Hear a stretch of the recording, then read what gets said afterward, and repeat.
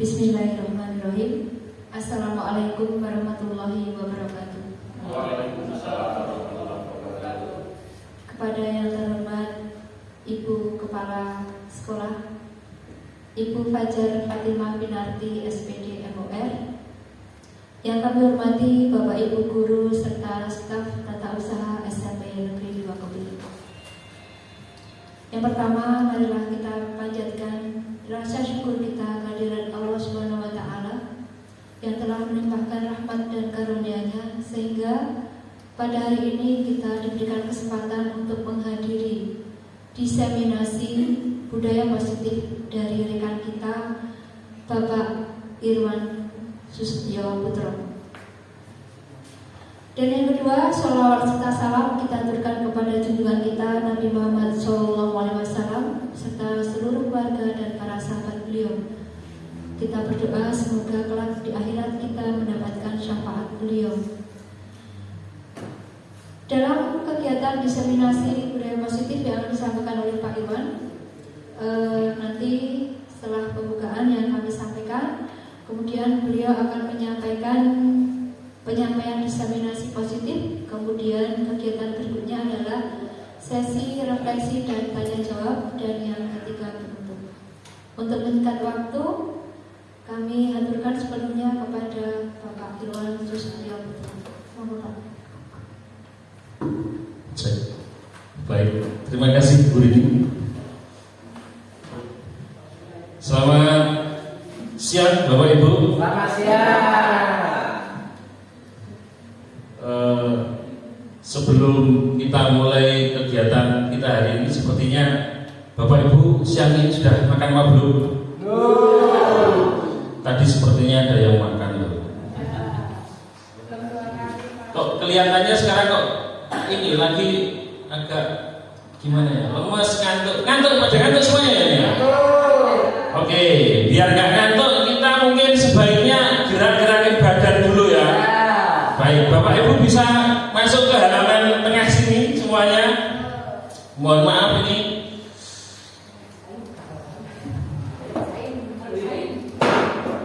Kita senam bareng-bareng.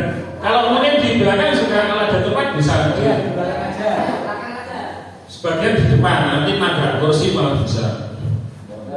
Kita senang ikuti yang ada di video ya. Semoga videonya bisa muncul suaranya.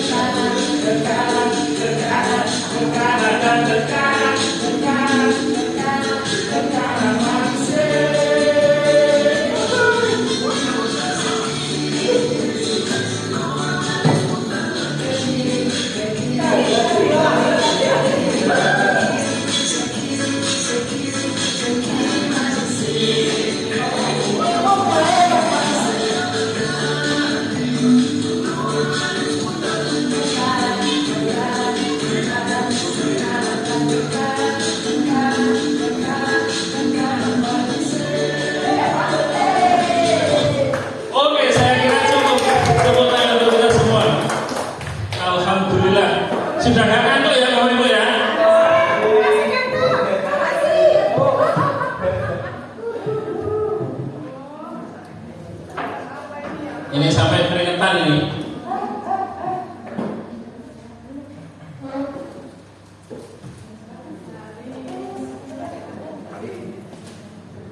Nah, terima kasih Bapak Ibu yang hadir pada kesempatan siang hari ini.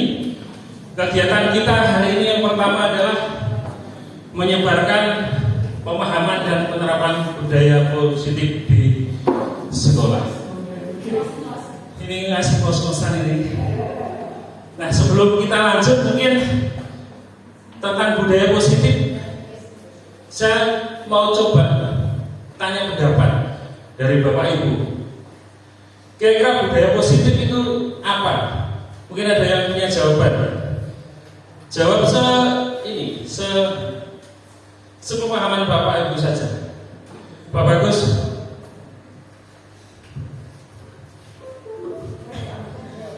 Menurut saya budaya positif adalah suatu tindakan atau perilaku yang positif yang dalam arti itu menurut penilaian umum itu adalah hal baik atau dinilai baik. Itu saja Pak Irwan.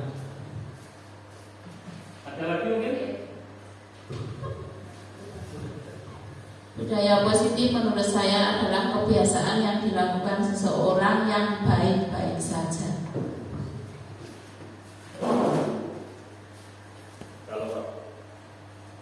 Tadi Pak Bagus menyebutkan adalah perilaku yang menurut pendapat umum baik dan dilakukan di sekolah, gitu ya Pak. Kemudian Bu Tati menyebutkan bahwa budaya positif adalah perilaku yang baik-baik saja. Seperti keadaan kita semuanya ya. Kita semuanya di sini alhamdulillah sedang baik-baik saja. Mungkin ada pendapat lagi yang lain?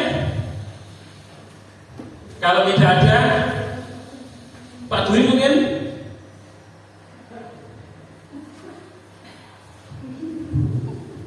Ya, Pak Dwi, monggo. Ya, terima kasih untuk kesempatannya. Mungkin hampir sama dengan yang tadi disampaikan oleh Bu Tati dengan Pak Bagus, yaitu bahwa budaya itu ya kebiasaan, kemudian positif itu biasanya adalah berkaitan dengan hal-hal yang baik. Jadi untuk budaya positif sendiri itu adalah kebiasaan yang baik. Oke, jadi dari ketiga pendapat ini bisa mengerucut ke satu hal, yaitu adalah kebiasaan baik. Kalau dalam hal ini kita sebutkan adalah budaya positif di sekolah, berarti adalah kebiasaan yang baik yang dikembangkan di sekolah. Itu untuk pengetahuan awal kita ya, sebelum mengikuti pemaparan materi pada kesempatan siang hari ini. Selanjutnya perkenalan, apakah kurang mengenal saya? Kira-kira Bapak Ibu semuanya sudah mengenal ya? Kebetulan dengan berat badan 112 saya yakin saya cukup terkenal di sekolah kita. Nama saya Iwan Sustio Putro, yang kebetulan pada kesempatan ini saya harus berjibaku dalam kegiatan CKP Angkatan 11 di Kabupaten Wonosobo. Mohon doa dari Bapak Ibu sekalian. Saya kira cukup ya perkenalannya ya.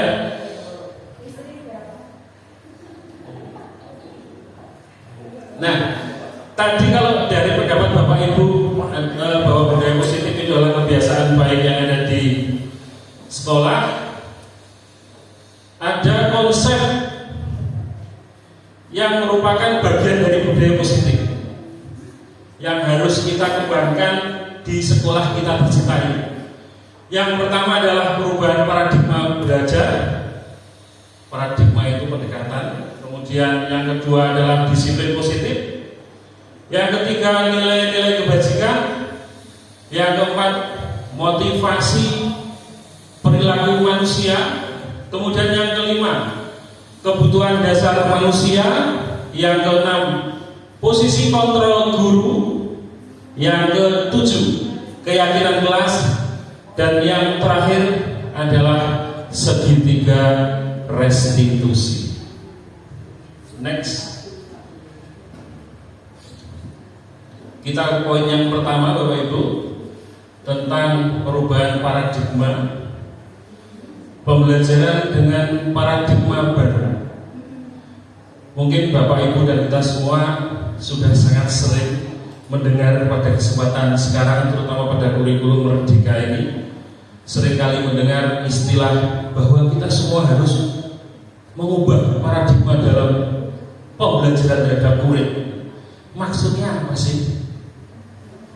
Mungkin sebagian besar Bapak Ibu yang sudah tahu kan hal itu, tetapi di sini saya mencoba menyampaikan pembelajaran dengan paradigma baru merupakan pembelajaran yang dirancang berdasarkan prinsip pembelajaran berdiferensiasi, sehingga para peserta didik belajar sesuai kebutuhannya berdasarkan tahap perkembangannya sesuai teori psikologi modern untuk mewujudkan profil pelajar Pancasila.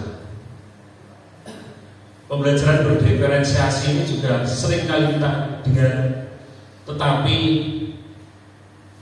makna dari berdiferensiasi ini maksudnya adalah ketika kita bertugas sebagai guru, maka kita harus bisa, tugas kita adalah menuntun kodrat yang dimiliki oleh anak sesuai dengan kodrat zaman, kodrat alam, satunya lagi kodrat alam. Sehingga kita tahu bahwa dunia kita berubah begitu cepatnya. Kalau kita selalu atau berpegang dengan apa yang sudah kita lakukan di tahun-tahun belakangan, saya yakin kita sebagai guru akan ketinggalan. Maka perlu kiranya kita selalu mengupgrade diri kita untuk belajar bagaimana bisa menuntut murid itu sesuai dengan kondisi murid pada saat ini, sehingga kita tidak menjadi orang yang tertinggal. Demikian juga dengan murid kita akan berhasil mencapai kebahagiaan dunia dan akhiratnya, agar mereka tidak terjerumus ke dalam hal-hal yang sekarang memang godaannya sudah sangat kuat sekali. Nah, harapannya ketika kita menjalankan profil pelajar Pancasila itu, untuk menjalankan pembelajaran berdiferensiasi itu, kemudian kita bisa menghasilkan murid dengan profil pelajar Pancasila dengan 6 dimensinya itu, yang saya yakin Bapak Ibu di sini semuanya pasti sudah hafal. Sudah hafal atau belum Bapak Ibu? Sudah ya. Ada beriman dan bertakwa pada Tuhan Yang Maha Esa dan berakhlak mulia. Kemudian berkebinekaan global, gotong royong, kreatif, bernalar kritis, dan mandiri. Nah, harapannya nanti ketika kita memberikan pembelajaran sesuai dengan apa yang dibutuhkan oleh murid kita, maka murid kita itu bisa sukses ketika lulus sekolah sampai dengan dewasa. Mereka bisa menjadi orang-orang yang meliputi 6 dimensi profil pelajar Pancasila tadi. Berikutnya Pak. Nah, di sini ada tulisan miskonsepsi teori kontrol. Ini yang tadi saya sebutkan di depan. Kalau kita dalam memberikan pembelajaran itu kemudian selalu berpegang dengan apa yang sudah kita lakukan di tahun-tahun belakang, maka kita akan terjebak pada ilusi guru dalam mengontrol murid. Alhamdulillah kita tidak terjebak dalam cinta segitiga. Itu karena berbahaya, meskipun ini isinya ada 3 ya. Nah, apa sih ilusi guru mengontrol murid? Ilusi itu adalah sebuah bayangan, tetapi maknanya itu tidak seperti yang kita bayangkan. Kita terjebak pada yang pertama, ilusi bahwa semua penguatan profil efektif dan bermanfaat. Yang sering kita lakukan, kita selalu memberi motivasi, memberi arahan pada siswa, menyampaikan segala hal. Ternyata dalam kenyataannya yang kita lihat, anak masih melakukan hal-hal yang bertentangan dengan apa yang kita sampaikan. Berarti kita terjebak pada ilusi yang pertama. Mungkin apa yang kita sampaikan masuk telinga kanan, keluar telinga kiri. Kemudian yang kedua, ilusi bahwa kritik dan membuat rasa bersalah mampu menguatkan karakter. Seringkali kita ketika melihat ada anak yang mungkin tidak menjalankan apa yang menjadi ketentuan sekolah, kemudian kita dengan kata-kata kita, saya kecewa dengan kamu saya gadang-gadang jadi anak yang pintar, yang sukses, tapi kamu melakukan hal yang seperti ini. Nah, ternyata memang pada sebagian kecil ada yang kemudian mereka termotivasi untuk kembali ke jalan yang benar, tetapi tidak sedikit. Ketika guru selalu mengatakan itu, anak-anak itu menjadi anak-anak yang rendah diri. Ketika rendah diri, tidak punya rasa percaya diri yang kuat, maka mereka akan kehilangan motivasi untuk belajar. Arsinawo aku ya paling ora pinter kalau ngomongin Pak Irwan dan seterusnya. Nah, itu kalau kita sampai melakukan itu, dosa besar buat kita. Karena kita menghancurkan sebetulnya anak yang bisa berkembang, tapi karena kata-kata kita kemudian dia turun, bisa drastis, bisa jatuh. Nah, itu bisa menjadi dosa buat kita. Kemudian yang ketiga, ilusi bahwa orang dewasa berhak memaksa. Ini sering kali kita lakukan, apalagi saya dulu ya, saya tidak sekarang. Sekarang sama tidak. Saya sering memaksa anak untuk kamu harus mematuhi peraturan ini. Kamu tidak boleh telat, kamu tidak boleh nakal dan seterusnya. Ketika saya memang mungkin Bapak Ibu semua yang sudah kagungan putra, ketika di rumah juga sering melakukan ini pada anak-anaknya. Dan ternyata itu hanya ilusi, Pak. Ketika kita dengan memaksa, bayangan kita anak itu akan mengikuti kita, kemudian anak itu akan sukses seperti kesuksesan kita atau bahkan lebih dari kita. Itu ternyata hanya ilusi. Karena banyak kejadian, banyak pengalaman ketika kita sering memaksa, apalagi kalau diliputi dengan kata-kata yang cukup keras, apalagi kasar, maka justru bisa menimbulkan selain anak merasa tidak nyaman, merasa dirinya adalah orang yang buruk, orang yang jelek kualitasnya, mereka bahaya lagi kalau mereka sampai sakit hati kemudian dendam kepada kita. Karena saya pernah melihat hal seperti itu. Dan seorang guru kalau sampai dimusuhi sama murid itu rasanya nyesek. Lebih baik dimusuhi mantan daripada dimusuhi murid. Itu.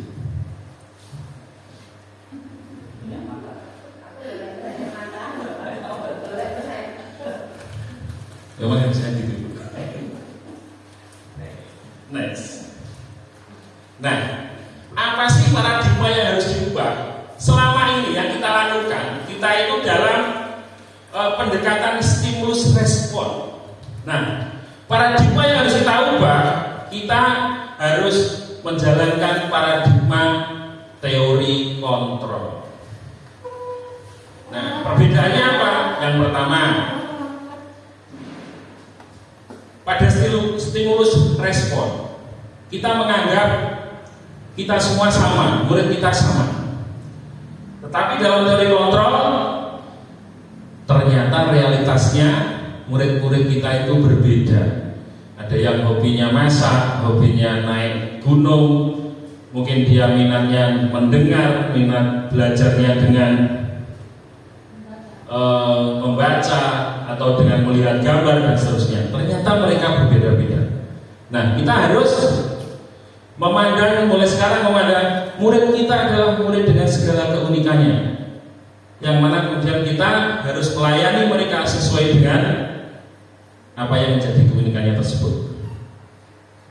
Kemudian yang kedua, semua orang melihat hal yang sama. Dalam mengajar mungkin ada materi, kita anggap ini sistem pencernaan manusia, semuanya harus melihatnya seperti itu. Ada usus, ada tenggorokan, ada mulut, sampai pada anus. Tetapi bisa jadi ada orang yang gambarannya berbeda. Dia melihat satu hal itu dari sudut pandang yang berbeda. Dan semuanya benar. Kalau kita hanya berkutat pada satu pandangan yang kita miliki, maka justru tidak akan berkembang apa yang diketahui oleh murid kita. Kemudian yang ketiga, kita mencoba mengubah orang agar berpandangan sama dengan kita. Kita sering minta murid kalau punya pendapat, kalau menjawab pertanyaan. Saya kan betul ketika matematika di SMA guru saya itu suka sekali kalau mengerjakan mengerjakan soal matematika dengan cara yang panjang sekali. Padahal ada yang cara yang lebih pendek. Tetapi beliau selalu menyalahkan muridnya ketika muridnya menggunakan cara yang lebih pendek. Nah, itu adalah stimulus respon. Kenyataannya apa? Kita berusaha memahami pandangan orang lain tentang dunia. Ternyata di dunia ini bermacam-macam. Setiap orang punya imajinasi, punya bayangan, punya pandangan yang berbeda-beda. Dan semuanya tentu ingin menuju ke arah yang lebih baik. Sehingga mari kita layani. Kemudian yang keempat, perilaku buruk dilihat sebagai suatu kesalahan. Teori kontrolnya, semua perilaku memiliki tujuan. Kita tidak boleh berpikir Hafiz yang telah tidak sekolah di sini itu melakukan banyak kesalahan, itu mungkin kita tetap menjadi yang kamu anak nakal, kamu anak tidak tahu sopan santun dan seterusnya. Kita tidak tahu kenapa dia melakukan itu.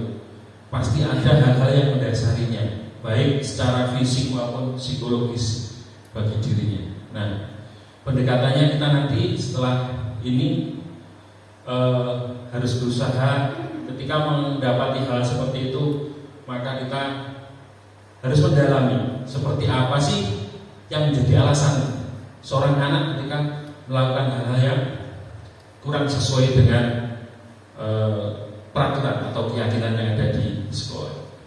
Kemudian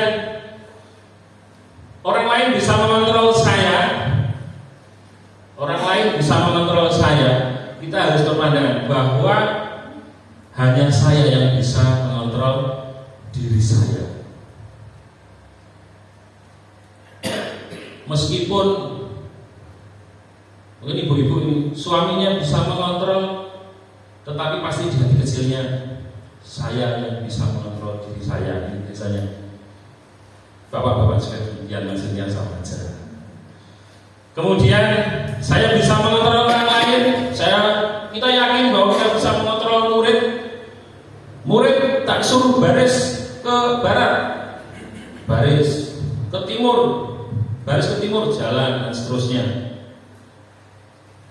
Ternyata ya itu karena mungkin motivasinya tertentu, takut dihukum, takut dimarahi Pak Guru dan seterusnya.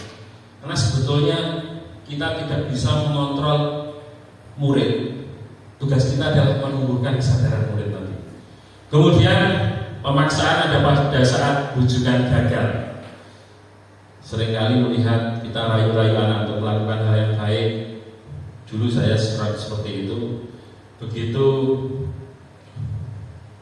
gagal tak bentar, kudu melakoni. Nah, akhirnya mereka menjalankan. Nah, kita tidak boleh lagi seperti itu, ya.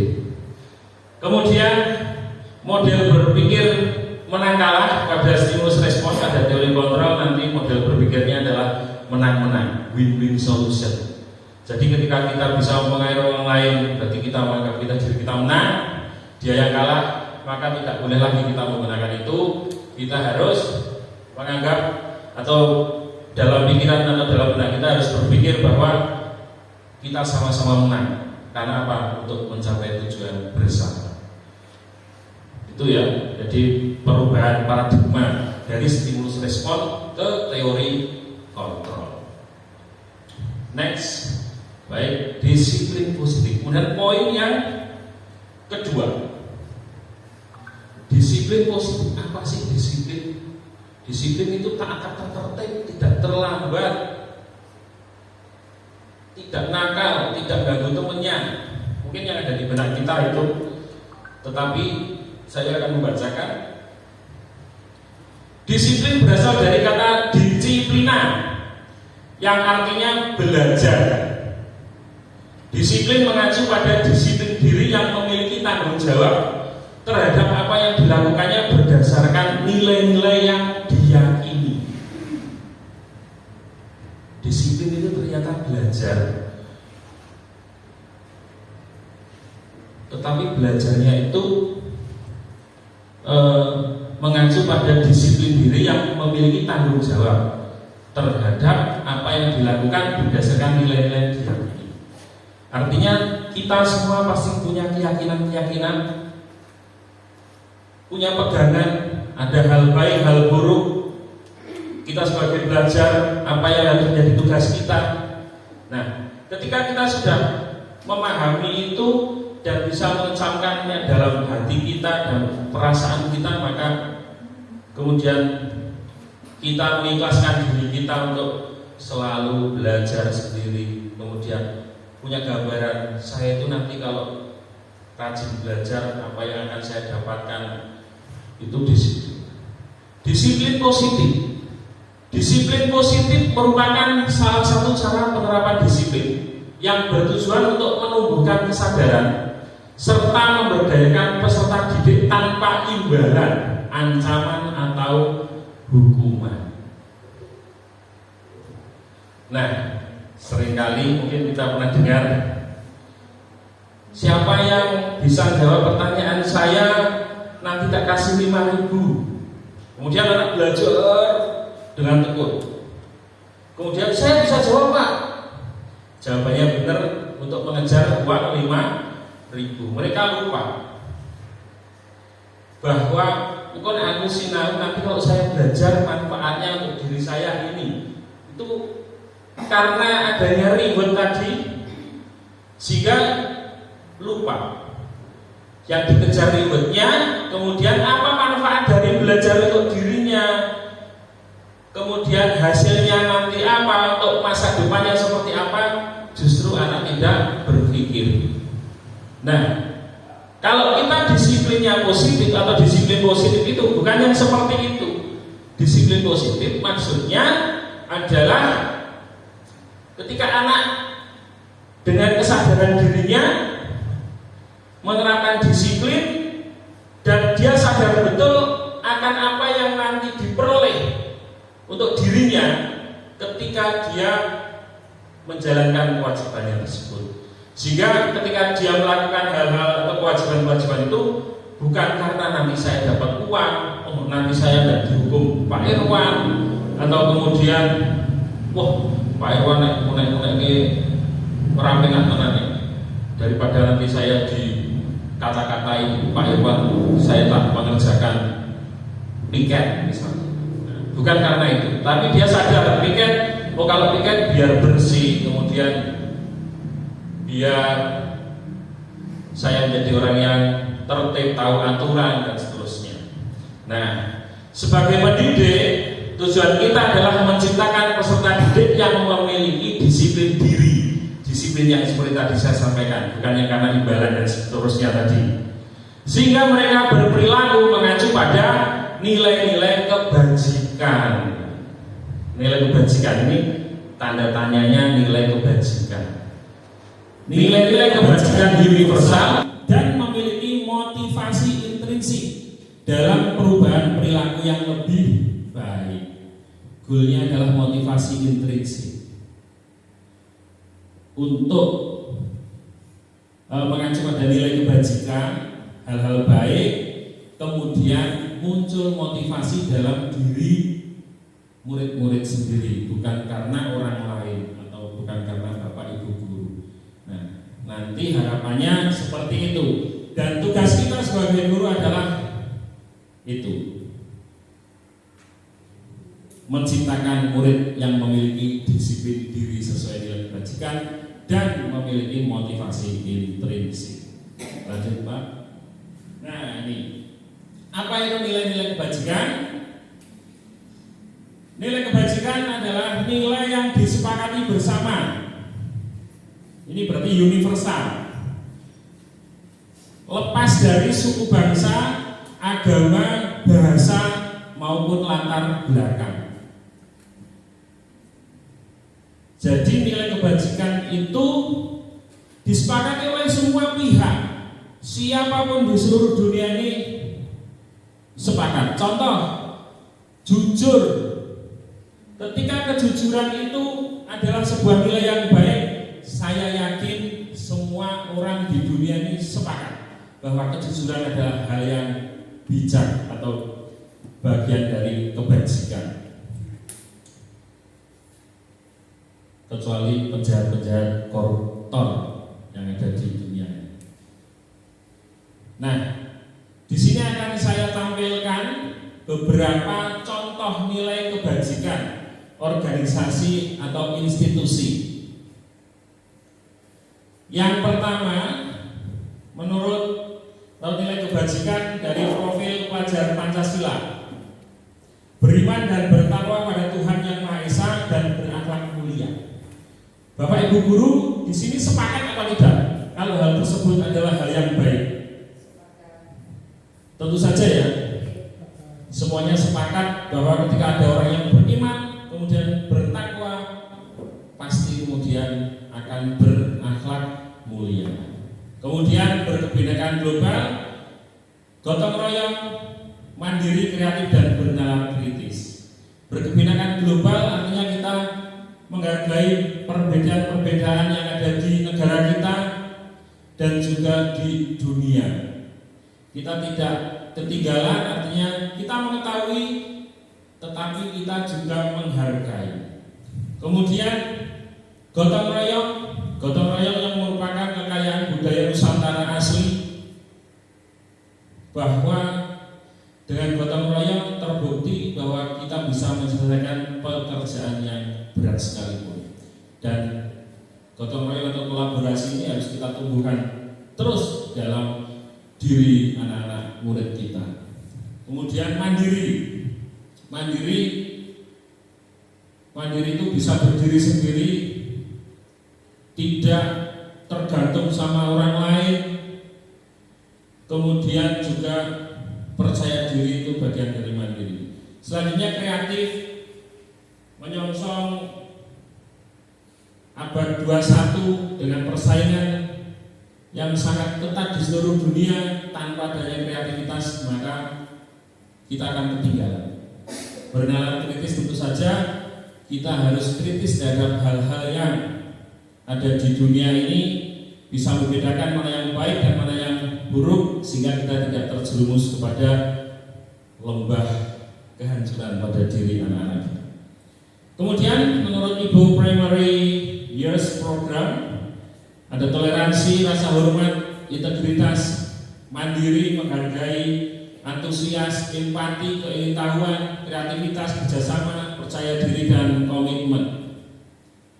Kemudian berdasarkan keterampilan hidup dapat dipercaya, lurus hati, pendengar yang aktif, tidak merendahkan orang lain, dan memberikan yang terbaik. Itu adalah contoh-contoh dari nilai kebajikan yang sudah disepakati atau oleh semua orang pasti sepakat bahwa itu adalah hal baik yang perlu dikembangkan oleh diri kita dan juga kita tularkan kepada semua orang yang ada di dunia ini.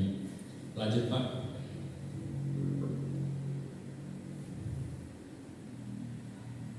Nah, selanjutnya adalah motivasi perilaku manusia. Ketika seseorang sudah mendisiplinkan diri, baik yang disiplin maupun yang belum disiplin, seseorang melakukan suatu hal, pasti ada hal yang melatar belakangnya. Contoh, saya dari Magelang berangkat ke Wonosobo untuk mengajar.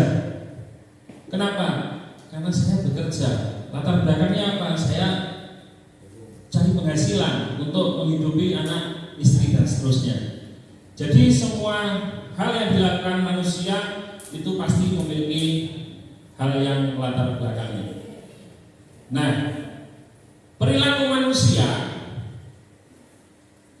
terkhusus atau wabil khusus pada murid-murid kita ketika melakukan hal sekolah maupun di masyarakat. Yang pertama adalah ada yang untuk menghindari ketidaknyamanan atau hukuman. Bu Tami datang ke sekolah jam 7.10. Kenapa? Atau jam 7 pas. Kenapa, Bu? Biar tidak terlambat presensi. Kenapa takut dengan presensi? Karena ketika kita terlambat, maka dalam hati kita akan merasakan tidak nyaman. Belum lagi kalau terlalu sering, bisa jadi kita juga akan mendapatkan peringatan dari atasan kita. Begitu. Nah, kemudian anak yang kemarin mau menata motor, biasanya anak motornya taruh duluan, tapi kemudian sekarang mau menata, geser-geser motor. Ternyata karena takut dimarahi oleh Pak Guru. Nah, itu adalah motivasi untuk menghindari ketidaknyamanan atau hukuman. Kemudian yang kedua adalah untuk mendapatkan imbalan atau penghargaan dari orang lain. Contoh, saya berangkat kerja di sini biar dapat uang. Mungkin saya membantu Bu Yani, mungkin biar sama Bu Yani dikundang-kundang. Kalau Pak Irwan itu orang yang baik, kemudian saya berbunga-bunga kayak gitu. Nah, itu untuk mendapatkan imbalan atau penghargaan dari orang lain. Nah, dua motivasi ini bisa disimpulkan adalah motivasi ekstrinsik, motivasi yang berasal dari luar diri kita.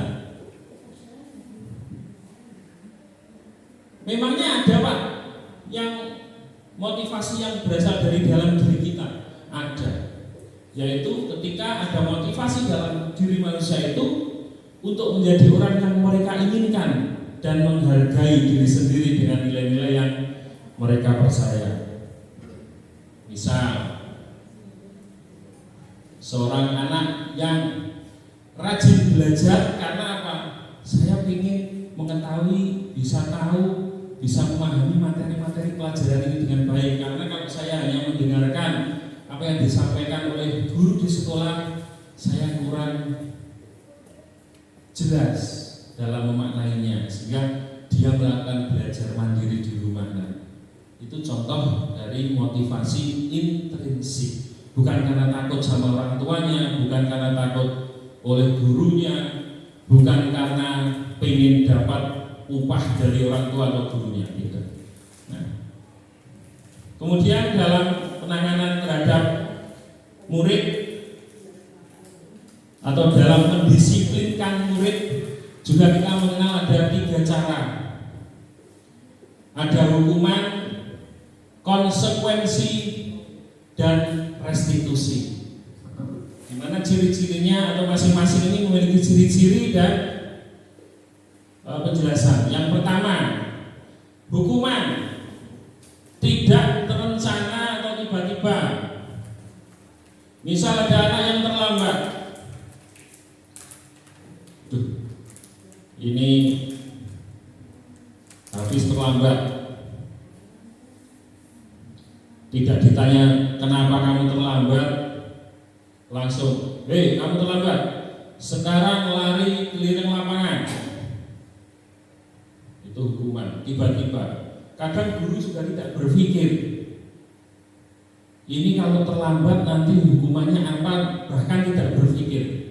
Yang disepakati hukuman apa tidak. Tetapi kadang kita muncul aja, punya ide mendadak ketika melihat ada anak yang melanggar peraturan. Bahkan ada misalnya ada anak rokok, sama gurunya tiba-tiba beli rokok sebungkus, habiskan.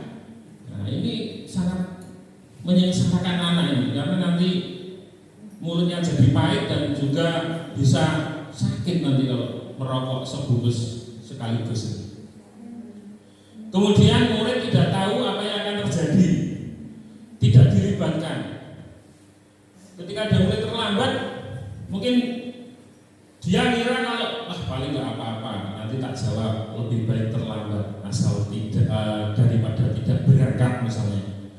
Tetapi seorang guru belum tentu punya pemikiran seperti itu.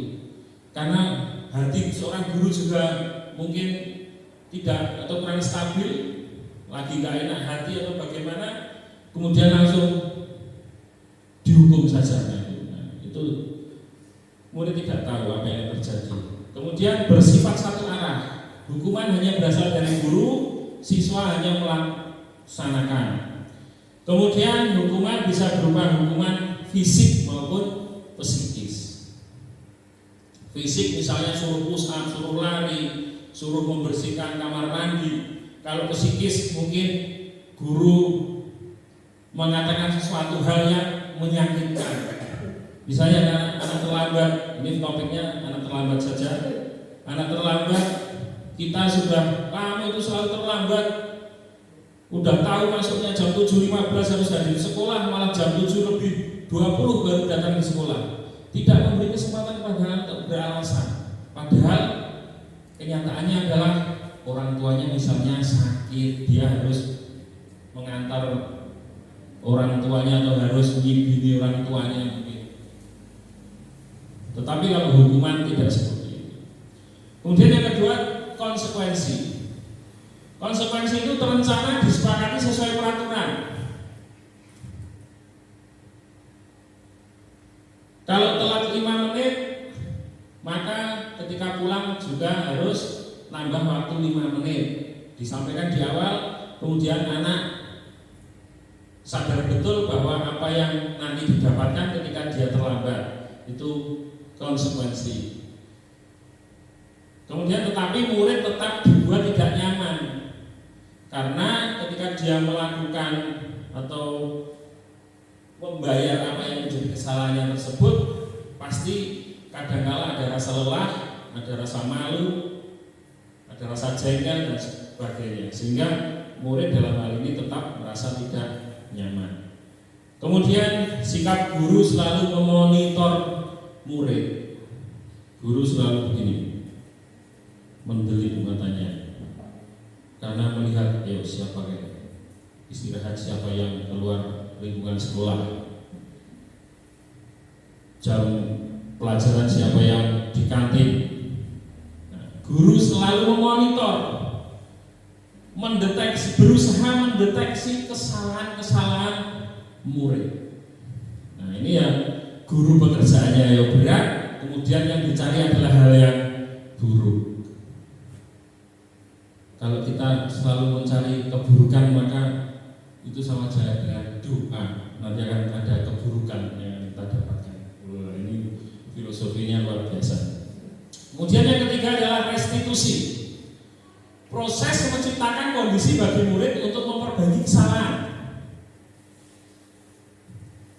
Dalam restitusi ini, guru menggiring siswa untuk menyadari bahwa apa yang dilakukan itu salah. Kemudian guru menggali atau memancing siswa untuk menemukan hal apa yang bisa digunakan untuk memperbaiki kesalahan tersebut dan tidak mengulangi di kemudian hari. Kemudian yang kedua, ciri restitusi adalah proses kolaboratif yang mengajarkan murid untuk mencari solusi sendiri. Kolaborasinya antara siapa dan siapa? Antara guru dengan murid. Jadi ketika ada murid yang bermasalah dipanggil oleh guru, maka guru ini akan mengajak murid untuk berkomunikasi, menggali kesadarannya akan perbuatan yang telah dilakukan, kemudian meyakinkan apakah hal ini salah atau tidak, kemudian menggali apa yang bisa murid lakukan untuk memperbaiki kesalahan. Dan tentu saja dengan penyampaian yang lebih halus, sangat berbeda dengan ketika guru memberikan hukuman atau memberikan konsekuensi terhadap murid. Next Pak. Dalam upaya disiplin positif atau budaya positif, tadi kita menggiring anak untuk bertindak memenuhi unsur-unsur kebajikan universal tadi. Seringkali kita tidak selamanya melihat hal-hal yang mulus, tetapi ada hal yang kurang mulus. Jadi setiap perbuatan yang dilakukan oleh kita sendiri maupun oleh murid-murid kita itu ada alasannya, tadi ada motivasi di depannya, ada motivasi. Dan motivasi ini biasanya berhubungan dengan kebutuhan dasar manusia. Kalau ada hal-hal yang kurang sesuai, biasanya karena ada kebutuhan dasar yang kurang terpenuhi. Apa sih kebutuhan dasar manusia? Kebutuhan dasar manusia adalah sesuatu yang kita lakukan untuk mendapatkan apa yang kita inginkan. Seluruh tindakan yang kita lakukan memiliki tujuan tertentu, dan semua usaha terbaik yang kita lakukan adalah dalam rangka agar kebutuhan dasar kita terpenuhi. Jadi manusia itu memiliki kebutuhan-kebutuhan, dan dalam setiap yang kita lakukan itu pasti selalu bertujuan untuk mendapatkan atau memperoleh sesuatu untuk pemenuhan kebutuhan kita. Nah, apa saja kebutuhan dasar manusia? Lanjut Pak. Kebutuhan dasar manusia itu ada 5. Seperti balonku ya. Balon kita ada 5, Bapak Ibu. Merah, kuning, hijau, biru. Satunya apa? Tidak usah kita lanjut ke materi. Kebutuhan kita yang pertama adalah bertahan hidup. Kebutuhan ini adalah kebutuhan yang paling istimewa, yang berbeda dengan yang 4 lainnya. Kebutuhan yang pertama ini terkait dengan fisik kita, fisiologis, terkait dengan badaniah kita. Apa saja yang termasuk bertahan hidup? Makanan, pakaian, tempat tinggal, kesehatan, keamanan. Itu tuh bagian dari kebutuhan bertahan hidup. Dan itu semua untuk memenuhi badan kita, tubuh kita. Selanjutnya yang kedua dan sampai kelima, ini adalah kebutuhan-kebutuhan yang terkait dengan psikologis manusia. Yang pertama, yang kedua, kasih sayang dan rasa diterima. Apa saja sih yang termasuk kasih sayang dan rasa diterima? Rasa diterima, dipedulikan, kemudian berbagi. Berbagi itu tidak hanya kita dapat sesuatu ya. Ketika kita bisa berbagi sama orang lain, itu juga kita kadang pada satu waktu kita membutuhkan, di mana kita bisa berbagi dengan orang lain. Karena ketika kita berbagi sesuatu pada orang lain dan orang lain menolak, ternyata kita rasanya juga aneh. Begitu ya, Pak Mara ya. Kemudian kerjasama menjadi bagian dalam kelompok. Nah, itu adalah terkait dengan kebutuhan kasih sayang dan rasa diterima. Yang ketiga, kebutuhan penguasaan, harga diri, keinginan untuk dianggap, memimpin, berprestasi, diakui, didengar, dan lain sebagainya. Yang keempat, kebutuhan kebebasan, yang termasuk kebebasan antara lain mandiri, memiliki pilihan, mencoba hal baru, mampu mengendalikan arah dirinya. Selanjutnya yang terakhir adalah kebutuhan kesenangan, antara lain ketika seseorang bisa bermain, humor, antusiasme, dan tertawa. Kemudian apa sih contohnya? Ada satu kasus ketika seorang anak mungkin memalak temannya atau meminta bekal temannya. Ada kemungkinan 5 ini bisa masuk. Yang pertama, untuk bertahan hidup, mungkin di rumah sama ibunya belum dikasih sarapan. Kemudian karena lapar, wah ini Pak Bagus sedang makan. Minta Pak Bagus. Bagus minta, aku lapar. Dengan sedikit memaksa. Kemudian, ini kebetulan ini anaknya yang namanya Irwan ini gede. Kemudian Pak Bagus yang kecil itu takut sama Irwan yang kecil. Kemudian mungkin juga ada kebutuhan kasih sayang yang kurang. sehingga dia cari perhatian ketika dia bahasa lokalnya malah ya, kemudian dia ingin terkenal, dia ingin nanti dilaporkan sama guru, kemudian nanti guru bisa mendekati dia dan seterusnya. Itu karena dia kurang kasih sayang juga bisa. Kemudian penguasaan, jelas premanisme, mau pengen jadi pimpinan geng di sekolah, sehingga dia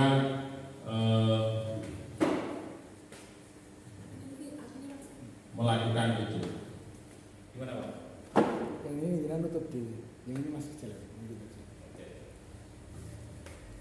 Kemudian yang keempat, bisa karena motivasinya pengen bebas, pengen merdeka, pengen sakar dewi. Mungkin di rumah dia terlalu ditekan sama orang tuanya. Kalau di sekolah ini mungkin pernah lihat wildan yang seperti itu di sekolah itu, kalau di rumah dia sangat patuh dengan orang tuanya. Nah, mungkin karena dia di rumah ada motivasi bukan dari dalam dirinya, tapi karena takut di rumah, takut sama orang tuanya, dia meluapkan kebebasannya itu di sekolah. Itu contoh pada wildan murid kita kelas 9. Kemudian yang terakhir, kesenangan. Yang namanya minta kalau dikasih pasti orang seneng banget, ya kan? Apalagi kalau melihat yang dimintai kemudian merasa takut, kemudian domblong gitu, kemudian ada kepuasan tersendiri. Nah, itu untuk kesenangan kita. Nah, itu adalah 5 kebutuhan dasar manusia. Kurang 5 menit. Kemudian lanjut. Selanjutnya ada 5 posisi kontrol guru.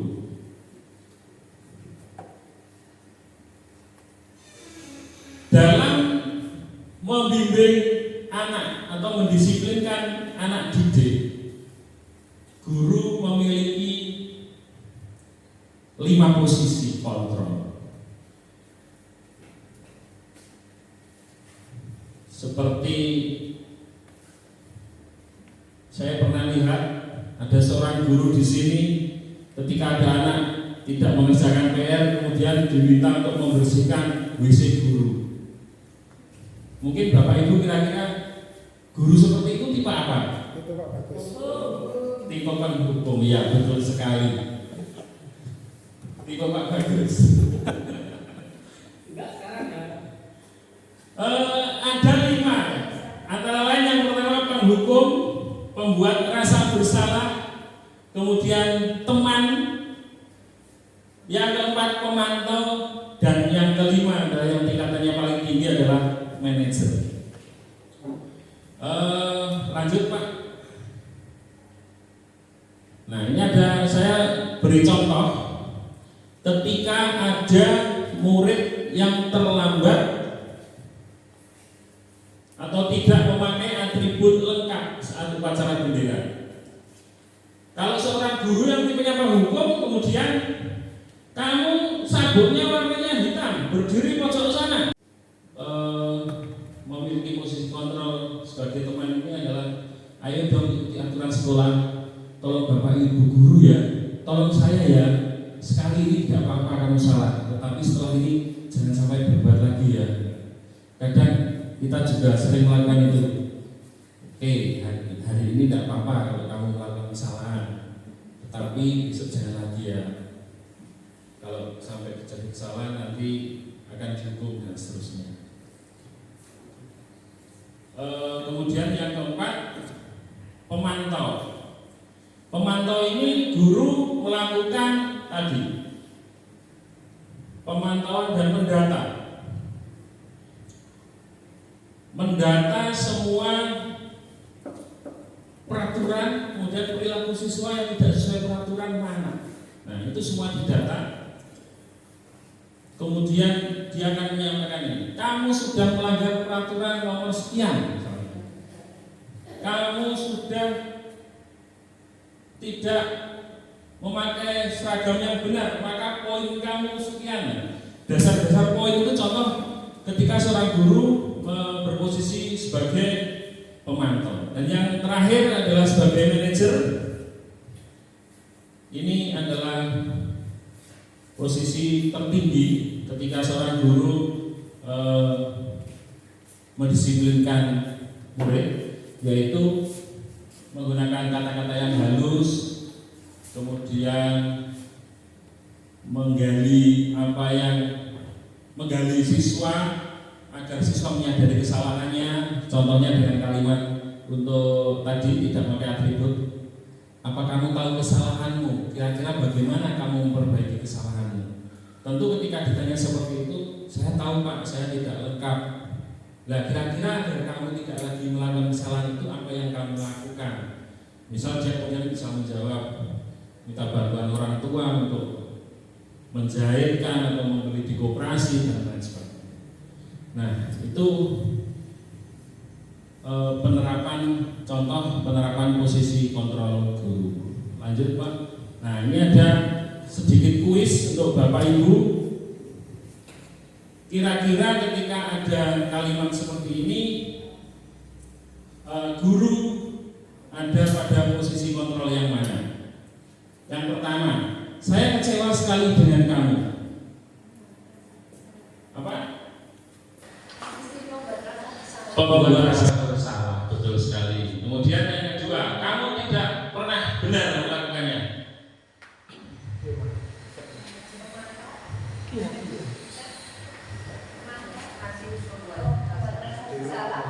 Penghukum.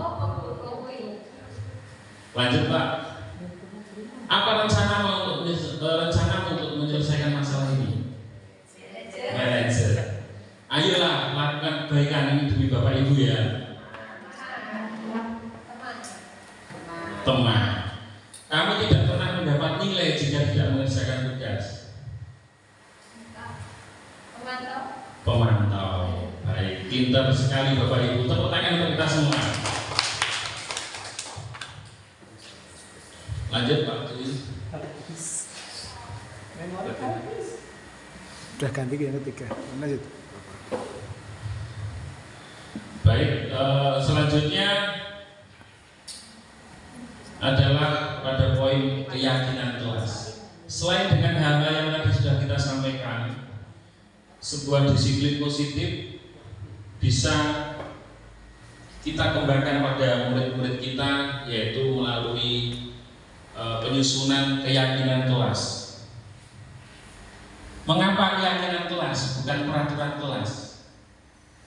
Kalau peraturan itu sifatnya top down, mungkin guru atau wali kelas membuat peraturan 1, 2, 3, 4, 5 dan seterusnya.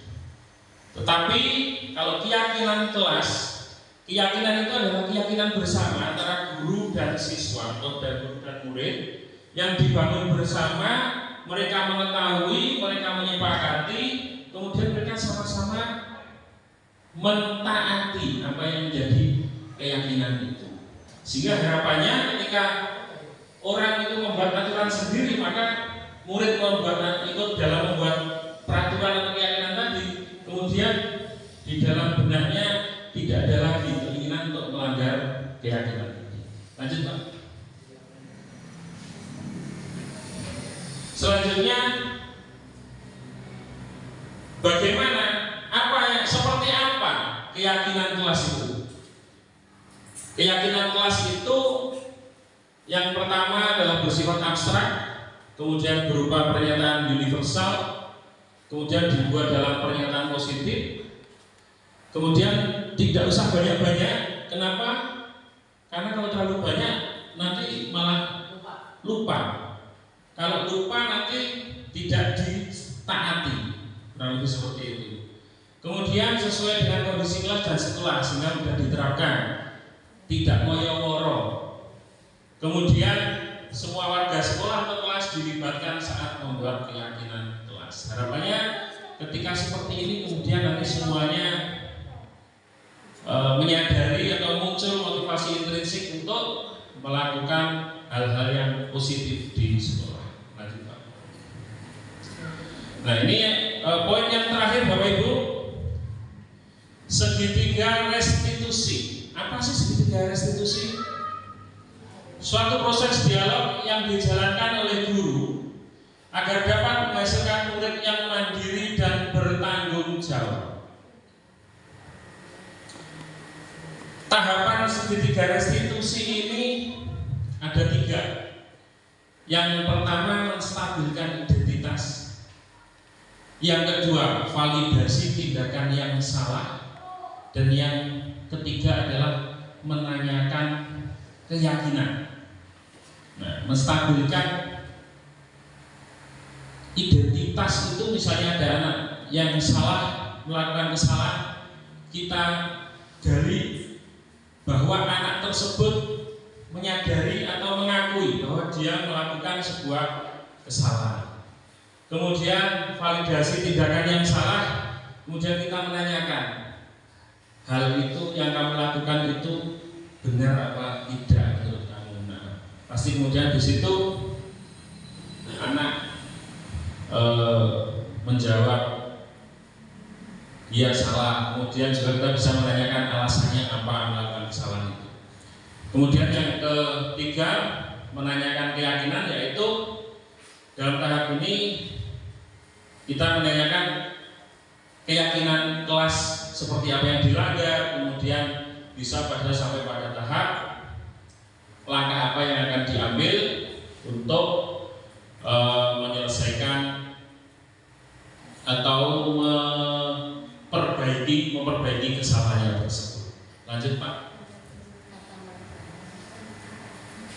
Ini tadi sudah dijelaskan tapi tidak apa-apa. Menstabilkan identitas misalnya dengan kata-kata seorang guru, berbuat salah itu wajar, tidak ada manusia yang sempurna, Bapak Ibu juga pernah melakukan itu, Bapak Ibu tidak mencari siapa yang salah, tapi Bapak Ibu ingin mencari solusi. Nah, itu untuk membangkitkan kepercayaan diri anak untuk kemudian dia mau berterus terang akan hal-hal yang kesalahan yang diperbuat. Lanjut Pak. Validasi tindakan yang salah, menanyakan alasan, dikuatkan, padahal kamu bisa loh lebih jahat dari itu. Tetapi tentu saja tidak semua orang itu kan tidak ingin melakukan hal yang buruk semuanya. Artinya menguatkan.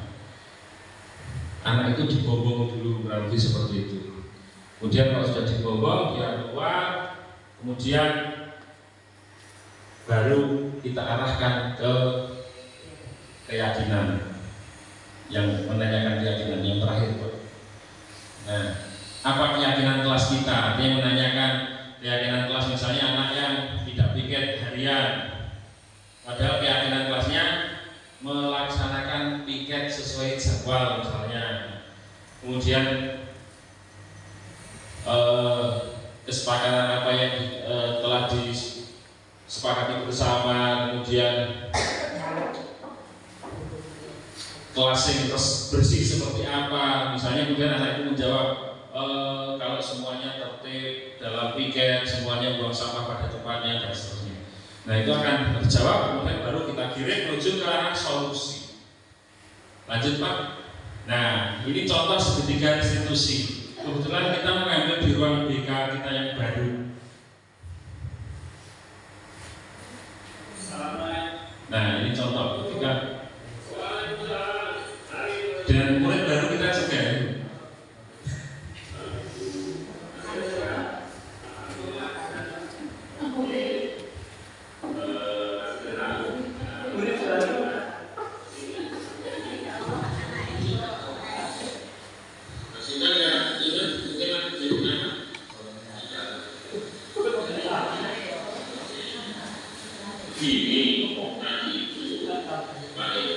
Renendra.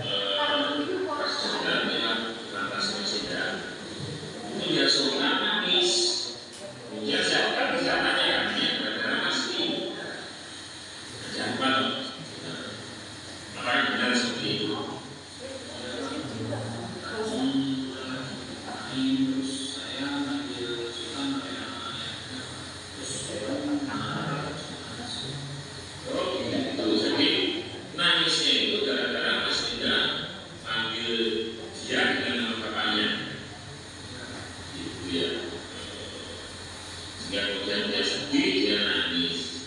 Baiklah, yang namanya manusia berbuat salah itu wajar, karena memang tidak ada manusia yang sempurna. Kemudian kita tetap harus mencari solusi dari setiap masalahnya.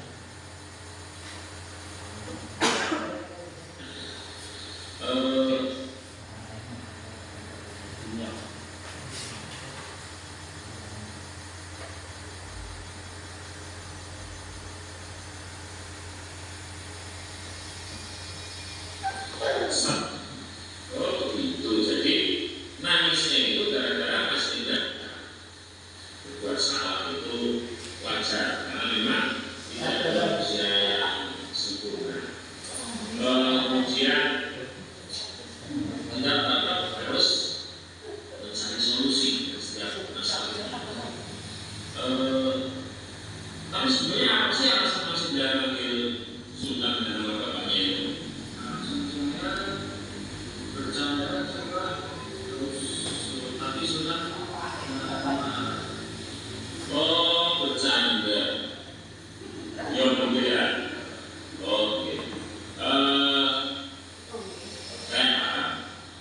Kalau anak-anak seusia masih dan itu supaya bercanda, ya seperti itu ya. Ya ketawa-ketawa itu ya. Yo Pak. Kok Pak? Kemudian ya saya maklumi. Tapi masih ada nggak dengan keyakinan wasita? Ingat Pak, dari perkataan atau perbuatan itu masih dari. Kira-kira keyakinan mana yang belum masih dilaksanakan? Menghargai dan menghormati teman. Jadi masih ada sadar betul kalau hal yang dilakukan itu tidak menghargai dan menghargai Sultan, ya. Nah, kira-kira ya masalah ini kemudian berpikir masih kayak mungkin nyaman lagi, si Sultan juga nyaman, bukan masih ada apa yang masih lakukan. Saya coba minta maaf kepada Sultan, tidak akan lagi melakukan kesempatan yang lainnya. Yakin seperti itu, yakin Pak. Janji dan lewat, janji Pak. Dengan seperti itu bisa menjadi pembelajaran bagi kita. Insya Allah masuk dengan selesai. Dan saya harapkan masih ada lagi mengulangi barang seperti ini dan kebersihan pada teman yang lain, karena kita semua harus saling menghargai dan menghormati. Baik, saya yakin masih tidak bisa melakukan hal ini. Kemudian saya kira cukup diskusi kita atau pembicaraan kita selama ini, sehingga masih tidak menyadari kesalahan supaya akan memperbaiki kesalahan yang tadi atau kesalahan yang telah diperbuat oleh Mas Gibran. Baik, silakan setelah ini Mas Gibran bisa langsung menemui Sultan untuk minta maaf. Gitu ya. Terima kasih. Silakan untuk langsung ke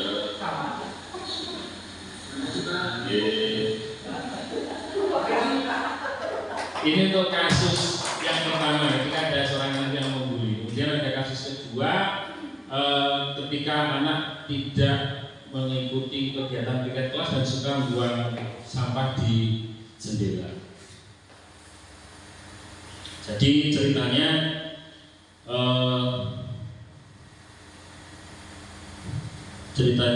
ada ketua kelas yang lapor ke saya bahwa Alma itu tidak mau piket mingguan dan suka buang sampah lewat jendela.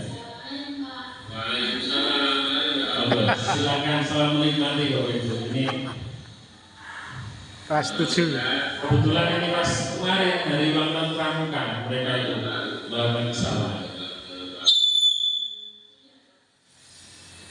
Kira-kira Mbak Alma punya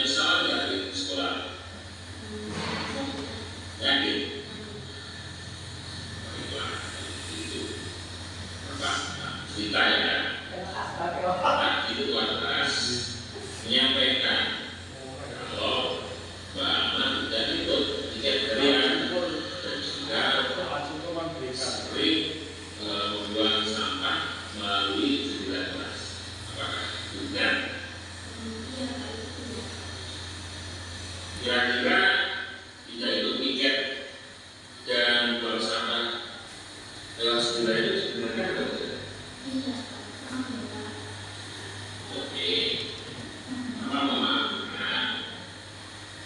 Karena manusia itu wajar kalau melakukan kesalahan. Dan namun demikian kita harus memperbaiki dari kesalahan yang pernah kita buat. Nah, mari kita sekarang saya diskusi tentang kesalahan ini. Pak Irama, alasannya Mbak Alma tadi tidak ikut tiket dan buang sampah lewat segera itu apa? Ya Pak, saya ini memang terpaksa kalau tidak suka untuk buang sampah dari sana. Karena saya malas sekali. Jadi itu alasannya. Kira-kira apa yang Mbak Alma lakukan tadi sudah sesuai dengan keyakinan kelas kita atau belum? Keyakinan kelas mana yang belum Mbak Alma lakukan?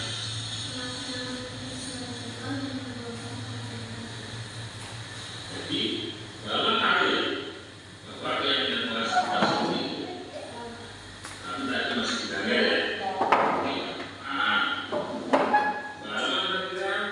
Apakah masih seperti ini atau mau berbagi? Apa yang kita lakukan?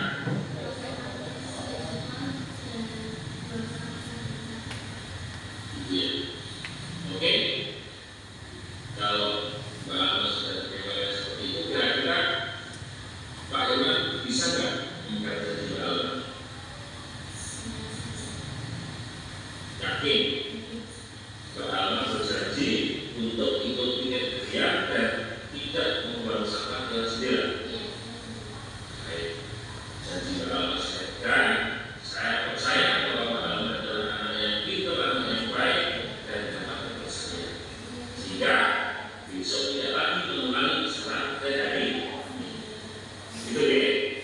Baik, sekarang Mbak Alma silakan kembali ke kelas dan bisa nanti pas istirahat melakukan tiket kelas. Oke, silakan. Demikian Bapak Ibu contoh kegiatan studi restitusi yang pernah saya lakukan, dan ini bisa menjadi gambaran bagi Bapak Ibu yang nanti barangkali di kelas atau di sekolah ini menemui hal-hal yang atau pelanggaran-pelanggaran yang dilakukan oleh siswa. Nah, seluruh rangkaian materi budaya positif sudah kami sampaikan ke Bapak Ibu semuanya. Harapannya nanti kita semuanya Bapak Ibu bisa melaksanakan, menjadi agen perubahan dan juga menjadi orang yang bisa mengembangkan budaya positif di sekolah. Selanjutnya adalah agenda dari refleksi dan tanya jawab barangkali ada. Monggo Bapak Ibu yang mungkin punya masukan, saran, pendapat, pertanyaan.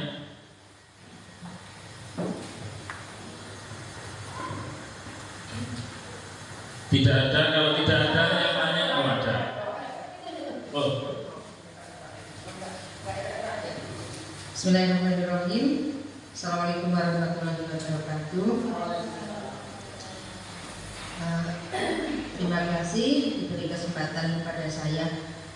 Saya tidak akan bertanya, cuman tadi dari yang disampaikan oleh Pak Irwan, di mana apa itu budaya positif yang diterapkan, kalau semisal itu benar-benar diterapkan oleh semua Bapak Ibu guru ketika kita menangani kasus pada siswa, itu benar-benar bisa mengubah karakter siswa. Jadi mungkin selama ini apa yang kita lakukan adalah hal yang tidak semua, sebagian dari kita mungkin melakukan hal yang salah ketika siswa melakukan sebuah kesalahan kemudian tiba-tiba dihukum tanpa kita tahu alasan apa sih sebenarnya kenapa anak melakukan sebuah kesalahan. Karena bisa jadi anak tersebut tidak tahu apa yang dilakukan itu adalah sebuah kesalahan.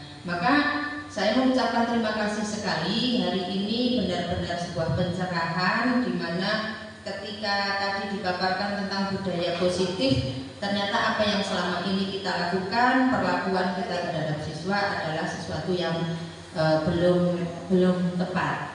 Maka mari teman-teman, apa yang tadi sudah dipaparkan oleh teman kita sebagai calon guru penggerak itu menjadi pembelajaran bagi kita agar ke depan pengelolaan kita terhadap anak-anak itu benar-benar tepat sesuai situasi dan kondisi serta kebutuhan siswa. Terima kasih Pak Irwan.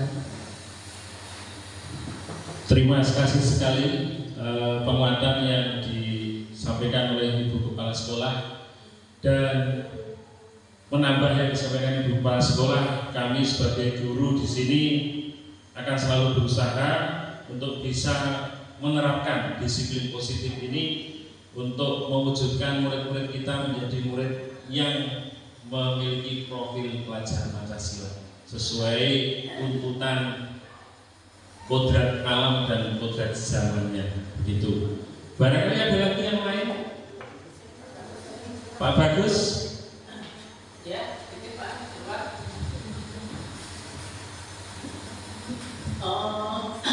Tadi tentang ilmu dari budaya positif, salah satunya ada segitiga restitusi. Itu kelihatannya masih begitu asing bagi saya, tapi dari penjabaran yang Pak Irwan paparkan tadi, saya semakin paham bahwa untuk memperbaiki kesalahan siswa itu tidak hanya lewat hukuman saja, bahkan hukuman itu cenderung digunakan untuk yang terakhir kali kalau tidak ada jalan lain. Barangkali seperti itu Pak Irwan.